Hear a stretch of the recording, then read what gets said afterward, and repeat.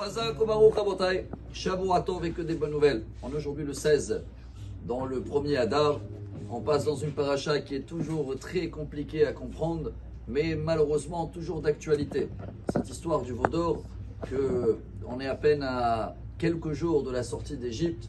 On vient de recevoir les 10 commandements. C'est passé même pas 40 jours. Une histoire de 6 heures, comme vous le savez très très bien, qu'il a eu Moshe Rabbeinu en retard. Et qu'est-ce qui s'est passé ce jour-là? Comment on peut abandonner, oublier les miracles, la sortie d'Égypte, la manne? Il y a tellement des explications pour nous dire, tellement c'est profond. Aujourd'hui, on va partager une petite histoire du Al-Shir HaKadosh. Rabbi Moshe Al-Shir nous raconte que une fois il y avait un roi, il avait un fils, et il voulait tout investir dans son éducation. Il a cherché les meilleurs profs. Et le conseiller du roi, il a dit, regarde, le responsable du palais, il a un fils, il a le même âge. Alors c'est dommage que ton fils il va étudier tout seul. Viens, on le prend aussi dans le programme. Le roi, il voulait pas, il a hésité. Mais bon, à la fin, il a dit, au moins mon fils, il sera pas seul. Et voilà la fréquentation. Le petit commence à écouter les histoires de l'or dans sa famille, etc. Il est sorti et tout.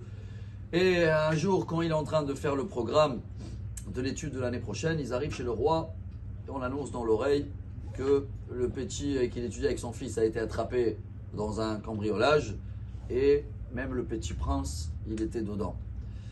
Et le Al-Shir HaKadosh, il dit voilà, c'est notre histoire, chers amis. Le roi, c'est Dieu. Quand il nous a sortis d'Égypte, on avait tout un programme avec la Torah d'éducation à suivre pour donner une lumière pour le monde. Mais Moshe Rabbeinu, il a conseillé à Dieu que c'est dommage qu'on sera seul et il faut accepter le Erev Rav. Voilà ce mot-là qui est toujours d'actualité, même après 3000 ans. C'est une mauvaise fréquentation, qu'ils étaient là. Et voilà, après 40 jours, dès qu'on a reçu la Torah, cette mauvaise fréquentation a pu faire d'abord le veau d'or. Et tous les autres, ils étaient là, on était appliqués quand même. Vous savez que Rabbi Shimon Bar Yochai dit dans le Midrash sur le Teilim Shocher Tov qu'on avait fait 13 veaux d'or en tout. Il y avait le veau d'or de le finance, il y avait le veau d'or du météo, il y avait le veau d'or de la retraite. Chacun, on a donné une responsabilité. Tout ça, c'est de mettre de côté Dieu et faire confiance à quelque chose qui n'est rien du tout, comme peut-être certains de nous font aujourd'hui. Mais le message, chers amis, c'est que ce Erev Rav, comme ça dit le Zohar, existe toujours.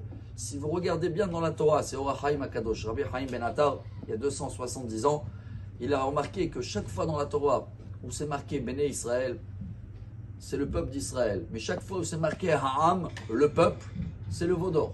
C'est le veau d'or, c'est le Erev Rav. C'est qui ce Erev Rav? C'est toute une équipe qui sont sortis d'Égypte, que comme ils ont vu que allez, ça marche bien pour les Juifs, ils sont mis avec eux, mais dès qu'il y a un moment pour faire des problèmes, ils sont là. Et malheureusement, ils existent toujours. Et chaque fois qu'il y a des problèmes, je ne parle pas de politique, mais dans tout, dans le peuple d'Israël, chaque fois que ça tire vers le côté des ennemis ou des choses qu'on n'arrive pas à comprendre, c'est, comme elle dit la Gemara, Sanhedrin, page 102, chaque génération encore en paye encore les conséquences du veau d'or. En espérant d'avoir cette semaine et dans notre avenir une bonne fréquentation, que même ceux-là qui sont assis dans les grandes têtes, les chefs, les premiers ministres qui vont bien suivre la fréquentation qu'il faut et non pas écouter des voix que des fois ils amènent à des endroits où il n'y a pas de retour et qu'on va avoir, si Dieu veut, que des bonnes nouvelles.